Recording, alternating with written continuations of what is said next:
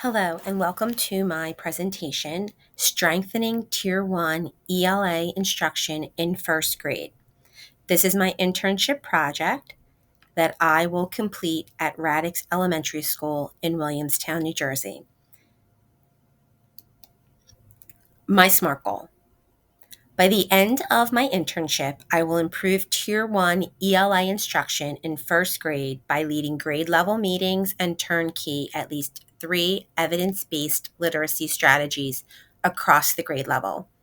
I will also create a Tier 1 intervention binder for teachers to use to support evidence-based teaching practices.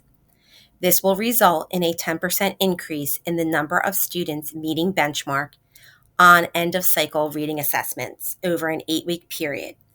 And we will measure this by using our FastBridge Universal Screener. Project summary. Our main goal is to strengthen Tier 1 English Language Arts instruction.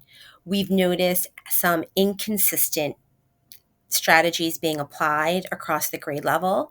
We have several new teachers to the grade level core, 3 in fact out of the 6. So this problem became even more important to tackle when considering all of the new teachers that are joining the core.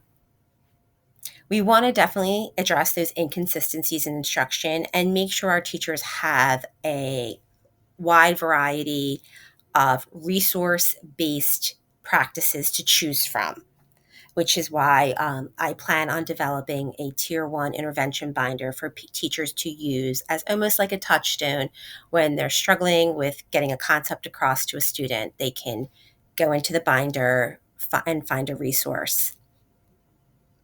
And our goal is 10% to increase our students meeting benchmark by 10%. The problem started when we realized, after analyzing the data, that we did have this inconsistent Tier 1 ELA practices.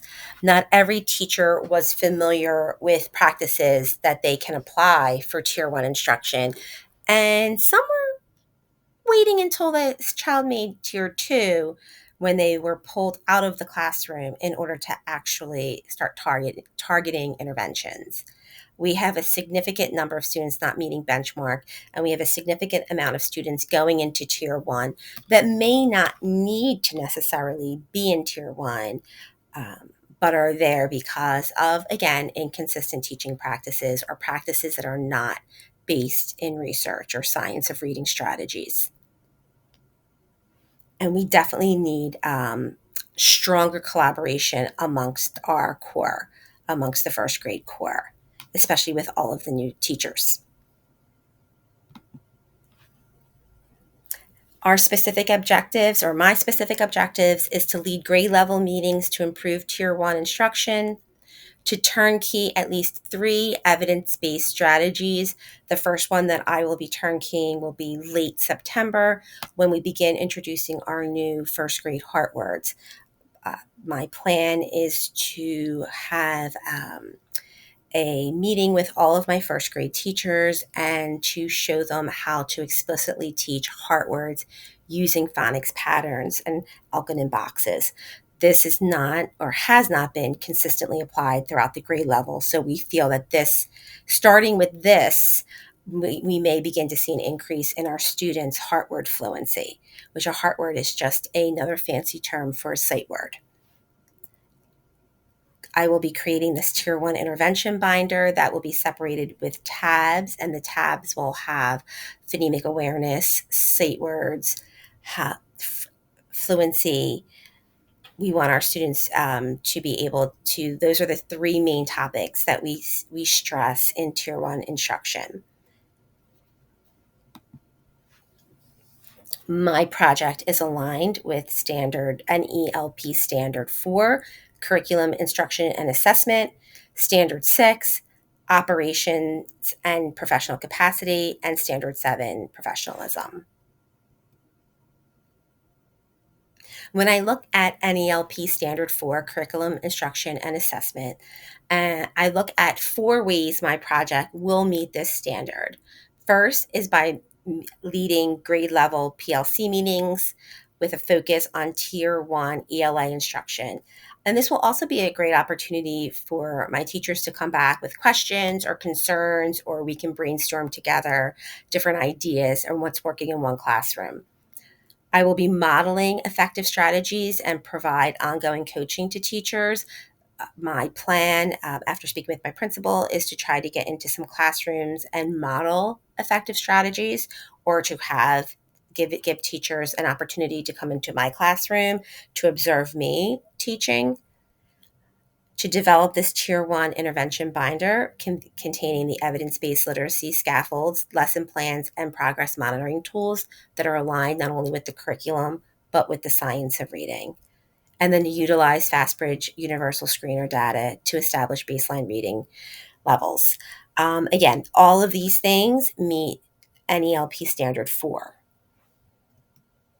For Standard 6, operations and professional capacity, facilitating the PLCs that will encourage collaboration, collaborative dialogue, turnkey the research-based strategies that promote instructional consistency, and the Tier 1 instructional binder. A culture and collaboration, which is NELP Standard 7. Cultivating trust through collaborative and shared leadership. Knowing that my teachers in first grade need to be able to trust me and trust my ability to not only teach my students, but to help them and to help facilitate great instruction in their classroom as well. I want to make sure that I have a kind way about me, and I want to make sure that I am always cultivating trust. If a teacher comes to me with a problem, I want to make sure that they know that they can trust me. I want to make sure I encourage reflective practice and constructive peer feedback. I think being a reflective teacher is one of the most important characteristics a teacher can possess. Often reflective myself after 16 years in the classroom. And so I want to make sure I encourage that within my core. And of course, when after or while we are making major changes, we want to make sure that those changes that we're making are sustainable, that they're data driven. So we want to make sure that whatever we're implementing now, whatever I am doing now, we can sustain. And of course, enhance and sustain a positive and professional learning culture. I really hope that when my project is finished, that my core appreciates that they've learned so much, not from me, but from each other. The student demographic slide is self-explanatory. It kind of breaks down all of the races in our first grade. Radix Elementary, where I'll be implementing my internship, has 619 students. We have a teacher to student ratio, or student to teacher ratio, to 11 to 1. 30% of our students are economically disadvantaged, and we have a very diverse first grade team. We have 2 classrooms that are co-teach classrooms where up to 8 students with special needs can be in those classrooms. We have 1 ELL classroom, which with a teacher that is SIOP trained. That's actually my classroom. And then we have 3 other rooms that are there's a tag room for our talented and gifted students, and then the 2 other rooms are a pretty diverse set of students. Some may need basic skill services, others may just need a little bit more support. My timeline overview. My entire project will start in September of 2025 and will end in May 2026. I plan on holding PLCs or grade level meetings every 8 weeks to touch base with everyone. And I plan to do a RTI data review monthly. I plan to do the data review and break down the data for my teachers, and then I plan to discuss the data with them once I break it down. I wanted to make it as easy as possible for them. I didn't want to make any more work for them. So instead of having them break down the data, I will do that for them. And then every 8 weeks, I will get together with the RTI team and we will discuss tier movement. Do we have a student who is now reading fluently, who we can move down into a tier, or maybe no longer needs to be in tier 1? And of course, I will regularly check in with my building principal and the RTI team if any problems arise. My leadership role is to facilitate PLC meetings and model, to do data analysis and instructional coaching, resource development, which is the binder and professional development, and then to collaborate with my administrators. Again, my key activities, I think the most important key activity that I will be spending a lot of time and focusing on is turnkeying the three science of reading strategy PLCs. Just providing the training on high impact science of reading strategies and ensuring immediate classroom application. We really want to get our teachers to stand behind and to start practicing science of reading strategies. So that's going to be a huge part of my internship project.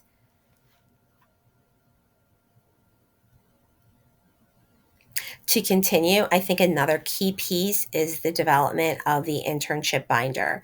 With the intervention binder. With the intervention binder, it's going to really be a comprehensive resource. We've never had anything like this at my school where our teachers can kind of go back and have this resource where if they're having trouble with a student who's struggling with phonemic awareness, they're immediately going possibly to Teachers Pay Teachers or the internet, and those strategies are not always backed by the science of reading.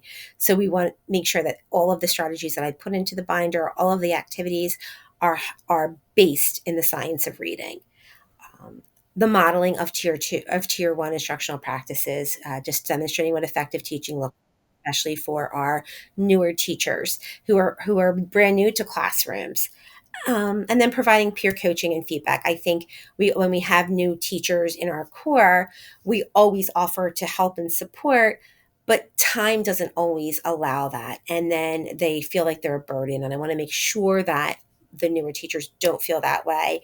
And I want to make sure that I'm available. And I even discussed possibly having sort of like a quote unquote office hour. Um, Aligning interventions and curriculum and assessment data, which will be huge, and my principal will play a big part in that as well.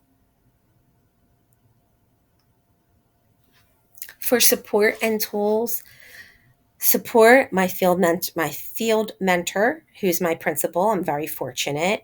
And she will help me to coordinate regular PLC meetings, go over my agenda, ensuring that staff have access to all the student performance data, so that we can really start to guide our instructional decisions based on that data.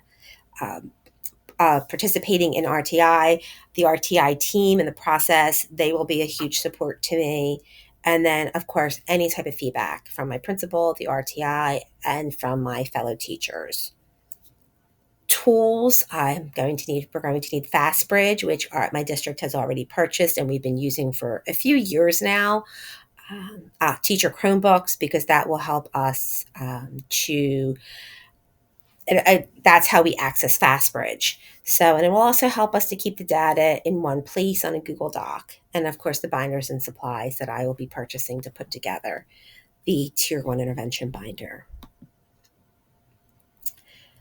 The goals and the results, what we're hoping for is after turnkeying the presentations, the professional development presentations, I hope that it does equip the staff with ready to use evidence-based Tier 1 instructional strategies, because we definitely want to go back to that core consistent implementation across all classrooms. We don't want one classroom kind of going rogue and doing their own thing because they feel that's best, when the practices that the teacher may be practicing aren't rooted in science-based data.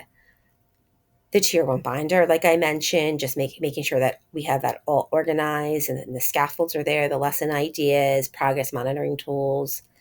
And I think it's important when I am doing a PLC that I have agendas and minutes so that the teachers are clear of what we'll be discussing. They can bring to the table anything they have that kind of meets the topic, and then kind of collaborating and making decisions and action steps based on those types of things.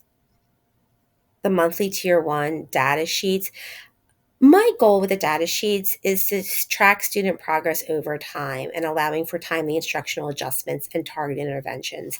This is a big one because in the past, the RTI team has only looked at data every 8 weeks. And if you have a teacher who is not data savvy, who doesn't look at the data, they're missing key opportunities to really adjust instruction to meet the needs of their students. And then, of course, there will be a final summary report to document the project outcomes and highlight instructional growth.